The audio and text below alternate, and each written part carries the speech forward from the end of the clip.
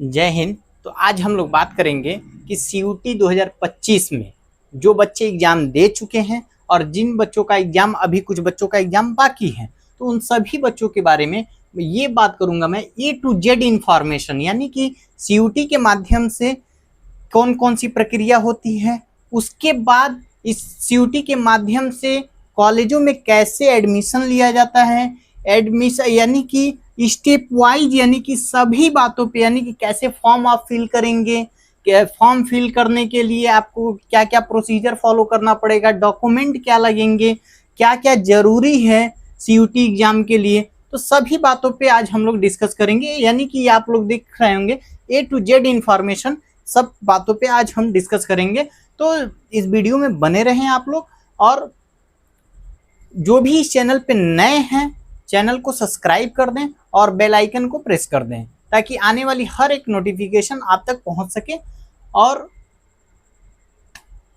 आप बात करते हैं हम लोग कि जो भी प्रक्रिया है सीयूटी के, तो आप लोग पहले तो सीयूटी का जब एग्जाम दिए होंगे तो सीयूटी का फॉर्म डाले होंगे, आप लोग सीयूटी का फॉर्म फिल किए होंगे।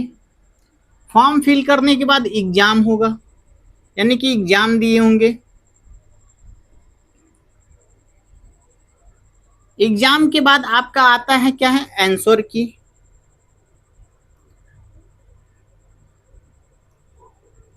आंसर की, ठीक है। उसके बाद क्या है आपका आंसर की जब आ जाएगा तो देखिए पहले तो आप सीयूटी का फॉर्म डालेंगे, उसके बाद सीयूटी का फॉर्म डालेंगे, एग्जाम होगा, एग्जाम सीयूटी ले लेगी। अब देखिए एग्जाम जो होता है सीयूटी का एनटीए द्वारा होता है, national NTA, national test agency, NTA द्वारा एग्जाम सीयूटी का लिया जाता है। एग्जाम लेने के बाद एनटीए क्या करती है, एक आंसर की जारी करती है। आंसर की में आपको क्या करती है कि अब एग्जाम के आपका 10 से 15 दिन बाद, 10 से 15 दिन बाद आंसर की जारी हो जाता है। आंसर की जब जारी होता है तो आपको 2 से 3 दिन मिलता है आंसर की को चैलेंज करने के लिए। यानी कि मान लीजिए अगर एनटीए ने जो आंसर की जारी किया है वो, मान लीजिए आपको एक क्वेश्चन पे 4 ऑप्शंस दिए गए हैं, ए बी सी और डी। अब मान लीजिए एनटीए कहता है कि ए ऑप्शन सही है, बट आपको लगता है कि बी ऑप्शन सही है, तो आप चैलेंज कर सकते हैं। एनटीए इसका पर क्वेश्चन पे 200 रुपया फीस रखता है। ऐसे ही चैलेंज नहीं कर सकते हैं, आप फीस पेमेंट करना होगा, यानी कि फीस पेमेंट करना होगा। आपका अगर उत्तर सही होता है और वहां एनटीए अगर गलत साबित होता है तो ये आपका ही केवल नंबर नहीं बढ़ेगा, यानी कि जितने लोगों ने एग्जाम को क्वालिफाई किया होगा और इस क्वेश्चन को अटेम्प्ट किया होगा तो एनटीए अपनी गलती मानेगी और उसके बाद सभी लोगों को ये नंबर यानी कि उनको प्रोवाइड हो जाएगी। अब बात करते हैं आंसर की चैलेंज करने के बाद आपका प्रोविजनल यानी कि फाइनल आंसर की आता है। फाइनल आंसर की आने के बाद एनटीए आपको रिजल्ट दे देता है, यानी कि रिजल्ट आपको एनटीए द्वारा मिल जाता है। अब बात करते हैं रिजल्ट दे दिया तो एनटीए का काम खत्म हो गया आपका। यहाँ एनटीए का क्या है, काम खत्म हो गया रिजल्ट देने के बाद। अब बात आती है इसके बाद अगला प्रोसीजर क्या होगा। अब तो एनटीए का यहाँ पे काम खत्म हो गया। अब अगला प्रोसीजर होगा कि एनटीए, अब देखिए सीयूटी में जितने पार्टिसिपेट यूनिवर्सिटी होंगी, यानी कि जितनी पार्टिसिपेट यूनिवर्सिटी होंगी,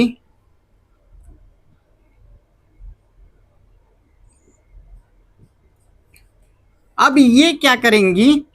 अब देखिए आप रिजल्ट पा गए, अब उस रिजल्ट के आधार पे एनटीए द्वारा जितनी भी पार्टिसिपेट यूनिवर्सिटी होंगी वहां पे यूनिवर्सिटी द्वारा अपना अपना फॉर्म रिलीज किया जाता है। अब ध्यान दीजिएगा, अब अपना अपना फॉर्म, यानी कि अब इनका कोई फिक्स डेट नहीं होता है। अब ना एनटीए इनको गाइड कर सकती है कि ये स्वतः यूनिवर्सिटी क्या है, मतलब ये अपने ऊपर, इनके ऊपर डिपेंड करता है कि ये आपका फॉर्म कब निकालते हैं।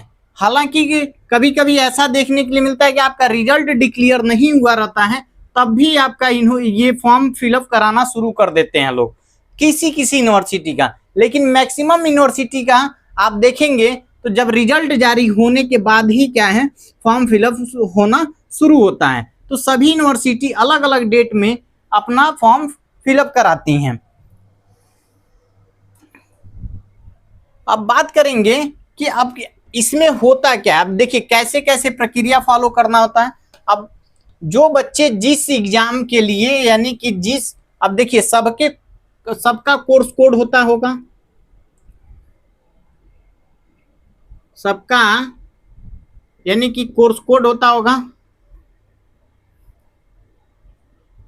अब जियो मान लीजिए कोई बीएड के लिए है, तो कोई एमए के लिए है, या कोई एमएससी के लिए है, या कोई एमसीए के लिए, सबका अलग अलग कोर्स कोड है।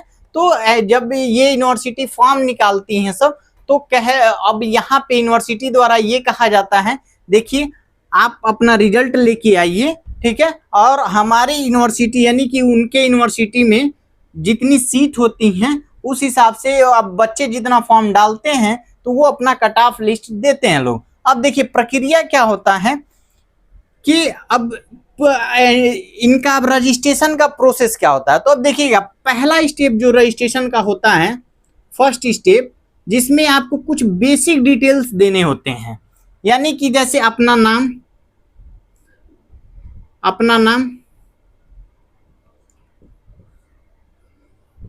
अब यहां पे देखिएगा अपना नाम दे दिए, उसके बाद क्या कहते हैं ईमेल, यानी कि जीमेल।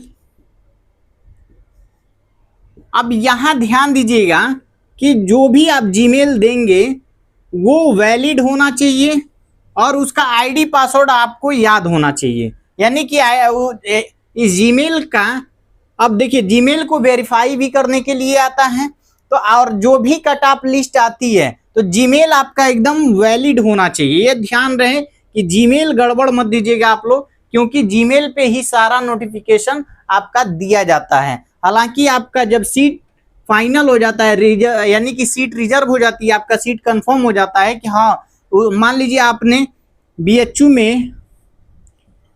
में अपना काउंसलिंग कराया, ठीक है, बीएचयू द्वारा जब सीट कंफर्म कर दी जाती है आपकी, तब क्या करता है कॉलेज आपके ईमेल पे आपका कंफर्मेशन जो मतलब कंफर्मेशन जो डॉक्यूमेंट होती है वो आपका ईमेल पे भेज दिया जाता है।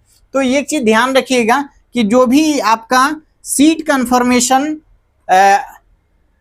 प्रिंट आने वाला है वो आपका ईमेल पे आएगा। तो ध्यान रखिएगा कि आप लोग ईमेल गलत मत दीजिएगा। अब मोबाइल नंबर वही दीजिएगा, मोबाइल नंबर आप लोग वही दीजिएगा जो ऑन रहे, जब तक यानी कि आपका एडमिशन ना हो जाए तब तक क्या है, ऑन रहे।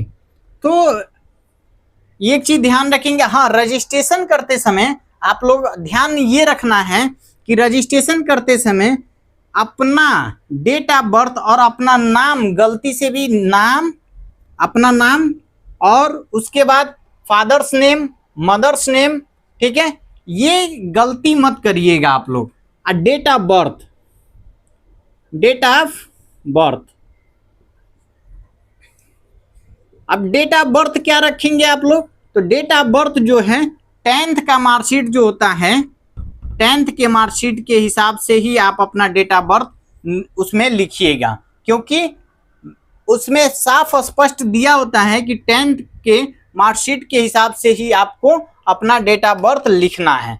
तो ये पहला प्रोसीजर है, यानी कि आपको उसके बाद क्या होता है कि रजिस्ट्रेशन करने के बाद आपको कुछ बेसिक डिटेल्स देने होते हैं सेकेंड स्टेप में।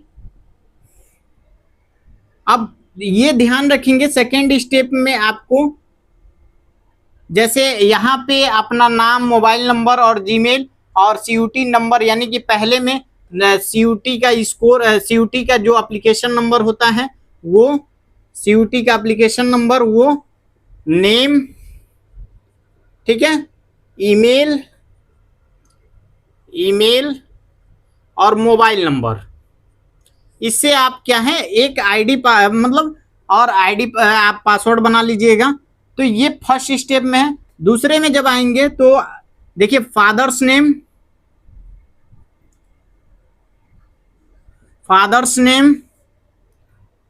मदर्स नेम, ठीक है। ये डिटेल देने के बाद आपका आ जाएगा एकेडमिक वाला डिटेल, यानी कि आपने थर्ड स्टेप में, यानी कि आप जो भी ग्रेजुएशन किया है वो चाहे 12th के बच्चे हैं, मान लीजिए 12th जो ग्रेजुएशन में कोई कोर्स करना चाहते हैं वो 12th और 10th का मार्कशीट लगाएंगे, ठीक है। यानी कि एकेडमिक डिटेल जो होता है वो देना होता है। उसके बाद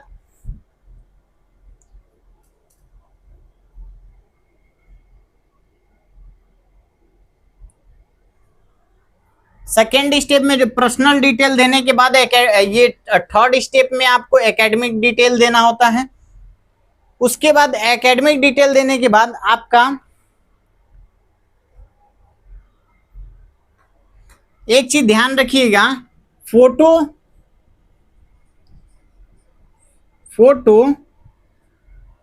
और सिग्नेचर, ये दोनों आप क्या है वहां पे देखिएगा। आप स्वयं फॉर्म जब भरिएगा मोबाइल से या लैपटॉप से, तो फोटो और सिग्नेचर आप बना भी सकते हैं। कहाँ पे? सरकारी रिजल्ट पे जाके आप फोटो रिसाइजर आता है, उसके माध्यम से आप फोटो का क्या है कम और ज़्यादा भी कर सकते हैं। तो फोटो सिग्नेचर आप लोग वैसा ही रखिएगा जो कम से कम 4 महीने ही पुराने हों, यानी कि 4 मंथ, ज़्यादा फोटो आपका पुराना नहीं होना चाहिए, ठीक है। बहुत अगर पुराना फोटो है तो 4 मंथ तक ही पुराना रहे, उससे ज़्यादा पुराना ना हो।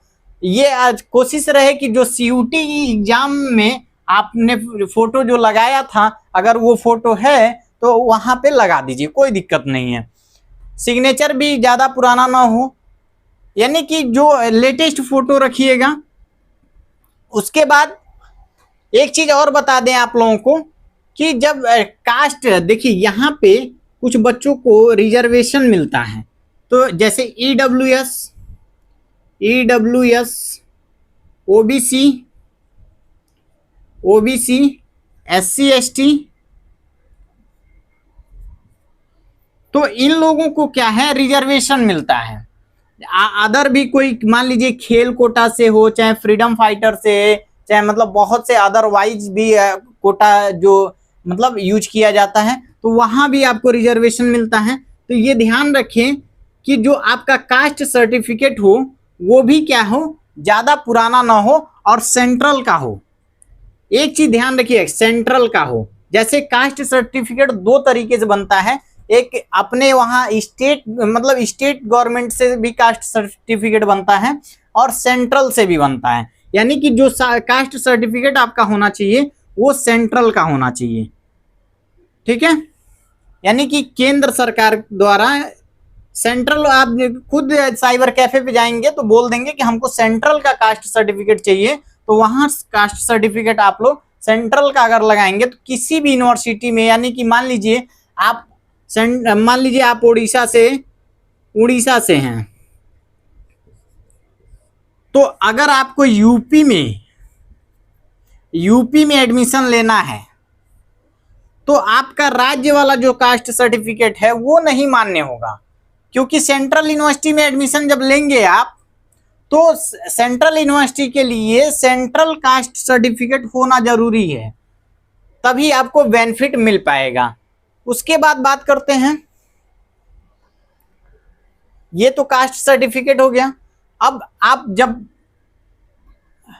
हाँ एक चीज और, मतलब कास्ट सर्टिफिकेट हो गया, आपका एकेडमिक डिटेल हो गया। उसके बाद प्रोग्राम चुनते समय आप लोग ध्यान रखिएगा, कुछ बच्चों का मेरे पास कमेंट भी आ रहा था कि सर मेरा जब फॉर्म फिल कर रहे हैं सेंट्रल यूनिवर्सिटी ऑफ झारखंड, यानी कि सेंट्रल यूनिवर्सिटी ऑफ झारखंड से मतलब कुछ बच्चों का फॉर्म फिल कर रहे थे, तो उनका ये इशू आ रहा था कि सर मेरा कोर्स कोड ही नहीं दिखा रहा है। तो ऐसा देखिए रेयर केस में कभी होता है कोर्स कोड ना दिखाए, तो आप क्या करेंगे, रिफ्रेश करके आप फॉर्म को दोबारा फिल करेंगे तो आपका कोर्स कोड आ जाएगा।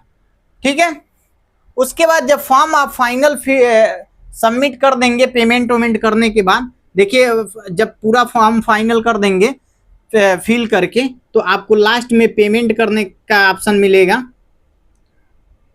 तो पेमेंट जब आप कर देंगे, पेमेंट करने के बाद आप प्रिंट आउट निकाल लीजिएगा। अब मतलब उसके बाद क्या होता है कि यूनिवर्सिटी के माध्यम से पेमेंट करने के बाद यूनिवर्सिटी क्या है कुछ दिन बाद, यानी कि मान लीजिए यूनिवर्सिटी ने डेट दिया है 10 से, एक एग्जाम्पल के तौर पे 10 से लेके मान लीजिए अगले 10 तक अगर यूनिवर्सिटी ने डेट दिया है, तो आपका लगभग 10 दिन बाद प्रोविजनल लिस्ट देखने के लिए मिलेगा। यानी कि फर्स्ट लिस्ट प्रोविजनल आपको देखने के लिए मिलेगा कम से कम 10 दिन बाद। 10 दिन बाद पहला प्रोविजनल लिस्ट यूनिवर्सिटी के द्वारा जारी किया जाएगा। अब होता क्या है कि इसमें अब बच्चों का पहला जो लिस्ट आता है, तो उसमें देखिए अब कई बच्चे होते हैं कि 4 से 5 यूनिवर्सिटी में अपना फॉर्म फिल करते हैं, क्योंकि कंफर्म नहीं है कि किस यूनिवर्सिटी का कितना कट ऑफ जाएगा। एक अनुमानित कट ऑफ होता है। जैसे मान लीजिए 2024 में कोई यूनिवर्सिटी है, उसका कट ऑफ गया है 125, तो मान के चला जाता है कि 2025 में जो 125 नंबर पाए हैं बच्चे वो सेफ हैं। अब कंफर्म नहीं है, इससे थोड़ा सा आगे भी बढ़ सकता है, नीचे भी आ सकता है। अब कैसे, कॉन्सेप्ट समझिए कैसे। जैसे मान लीजिए कोई यूनिवर्सिटी है, ठीक है, वो अपना फॉर्म पहले रिलीज कर दी। मान लीजिए हम एक बीएचयू का ही ऑप्शन बीएचयू का एग्जांपल दे रहे हैं। बीएचयू है, अपना फॉर्म अगर पहले रिलीज कर देती है, यानी कि पहले ये अपना फॉर्म भरवाना शुरू कर देती है, तो यहाँ पे बच्चे क्या है एडमिशन जो ले लिए हैं वो डीयू नहीं जाएंगे। या तो अगर मान लीजिए डीयू का अगर लेट फॉर्म फिल हो रहा है, तो यहाँ पे जो बच्चे गए हैं यहाँ का कट ऑफ हाई चला जाएगा, ऐसे ही हाई चला जाएगा, इसलिए कि डीयू जाने वाले बच्चे यहाँ पे आ गए हैं। कैसे, मान लीजिए डीयू का कट ऑफ थोड़ा सा हाई देखने के लिए मिलेगा इससे, तो मान लेते हैं जब इसका फॉर्म ही फिल नहीं हो रहा है अभी और उससे पहले ये फॉर्म फिल करा लिया, तो फॉर्म पहले फिल कराएगा तो प्रोविजनल जो मतलब मेरिट लिस्ट है वो पहले जारी करेगा। यानी कि जब ये पहले प्रोविजनल मेरिट लिस्ट जारी करेगा तो एडमिशन भी पहले लेगा, तो उसके अपेक्षा डीयू का क्या है, यहाँ पे डीयू का कट ऑफ कम देखने के लिए मिल जाएगा बीएचयू के अपेक्षा। तो इसीलिए ऐसा होता है कभी कभी। मान लीजिए कोई यूनिवर्सिटी है जिसका पिछली बार 2024 में बहुत कम कट ऑफ गया हो, 2024 में बहुत कम कट ऑफ गया हो, और 2025 आते आते वो यूनिवर्सिटी क्या है, क्या करती है कि 2025 में वो सबसे पहले ही फॉर्म अपना रिलीज कर देती है। यानी कि मैक्सिमम यूनिवर्सिटी से पहले ही अपना फॉर्म जब रिलीज कर देगी तो क्या होगा, वहाँ पे बच्चे पहले एडमिशन ले लेंगे। अब मान लीजिए जब बच्चे वहाँ पे पहले एडमिशन ले लेंगे, ठीक है, तो उस वहाँ का जो कट ऑफ लिस्ट है हाई चला जाएगा। इसलिए हाई चला जाएगा कि कुछ बच्चे जो बच्चे अदर यूनिवर्सिटी में जाना चाहते थे अब वो वहीं चले गए, तो वहाँ जाने के बाद क्या है, वहाँ का कट ऑफ यानी कि हाई जाएगा। तो ये चीज ध्यान रखिएगा, जिस यूनिवर्सिटी का लास्ट में यानी कि लास्ट में फॉर्म फिल कराया जा रहा है उस यूनिवर्सिटी का काफी चांस रहता है कि उसका कट ऑफ लो जाएगा, क्योंकि उससे पहले बहुत से बच्चों ने अपना एडमिशन कहीं ना कहीं ले लिया होता है। तो ये चीज ध्यान रखिएगा।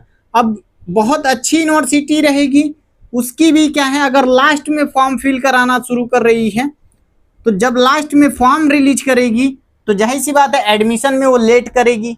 जब एडमिशन में लेट करेगी तो उससे पहले जिन्होंने अपना फॉर्म रिलीज किया था उनका क्या होगा, उनके वहाँ पे बच्चे एडमिशन ले लिए होते हैं, यानी कि वो वहाँ का कट ऑफ क्या है, लो चला गया। तो ये चीज ध्यान रखिएगा आप लोग, जब फॉर्म फिल करिएगा तो बच्चे परेशान हो जाते हैं ये कि इस यूनिवर्सिटी का तो कट ऑफ बहुत कम जाने वाला था और इसका हाई कैसे चला गया। तो हाई जाने का कारण यही होता है कि हाई, देखिए किसी यूनिवर्सिटी के कट ऑफ हाई जाने का कारण क्या है, यही है कि फॉर्म फिल, मान लीजिए उस यूनिवर्सिटी में फॉर्म पहले रिलीज हो जाएगा तो फिर क्या होगा, वहां पे आपको कट ऑफ हाई देखने के लिए मिल जाएगा। दूसरी बात ये कि एक राउंड में काउंसलिंग नहीं होती है। फर्स्ट राउंड में मान लीजिए कुछ बच्चों का फर्स्ट राउंड में हो गया, कुछ बच्चों ने एडमिशन नहीं लिया, मान लीजिए 200 जाने वाला था कट ऑफ और 200 जाने वाला था। अब बच्चों ने क्या है, कुछ बच्चे यहाँ पे दूसरे यूनिवर्सिटी का अनुमान लगा के यहाँ पे एडमिशन छोड़ दिए। मान लीजिए उनका लिस्ट में नाम आ भी गया तो क्या करते हैं बच्चे, वहां अगर एडमिशन नहीं लेते हैं, यानी कि वो जानते हैं कि हमारा दूसरे जगह भी अगर डालेंगे फॉर्म तो वहां हमारा एडमिशन हो जाएगा, यानी कि कुछ बच्चे ये सोचते हैं कि हमारे स्टेट में ही हमको कॉलेज मिल जाए, यानी कि तो उनके स्टेट में वो देखते हैं कि वहां का कट ऑफ कितना जाता है और उसके बाद वो अपने नंबर के हिसाब से वेट कर लेते हैं। तो क्या होता है, यहाँ पे सीट खाली हो जाएगी। अब सीट खाली हो जाएगी तो ये फर्स्ट राउंड में जिन बच्चों ने एडमिशन नहीं लिया था उनको अब क्या करेगी यूनिवर्सिटी, दोबारा क्या है सेकेंड राउंड में मौका देगी। फिर उसके बाद सेकेंड राउंड में भी अगर कुछ बच्चे छूट जाते हैं कि नहीं उनको नहीं एडमिशन लेना है वहां पे, तो फिर third round, fourth round, fifth round, six, यानी कि 7-8 राउंड तक क्या है काउंसलिंग चलती है और एक ही बार के फीस पेमेंट में। एक चीज ध्यान रखिएगा, एक ही बार के फीस पेमेंट में। और तो ये रहा आपका पूरा A to Z जानकारी। और भी कोई जानकारी आपको चाहिए तो कमेंट के माध्यम से बताइएगा।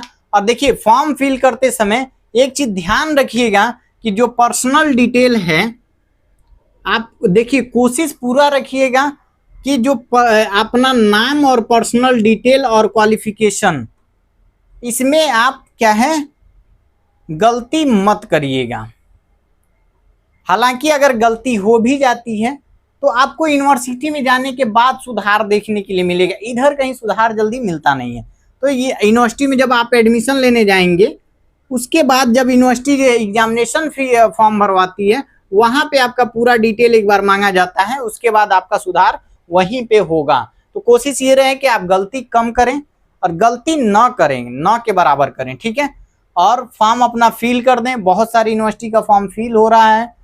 और बाकी कोई जानकारी हो तो कमेंट के माध्यम से आप पूछ सकते हैं। और जो भी चैनल पे नए हैं वो चैनल को सब्सक्राइब जरूर कर दें, बेल आइकन को प्रेस कर दें और वीडियो को लाइक कर दें। और जिनको PDF चाहिए वो भीम ग्लोबल स्टडी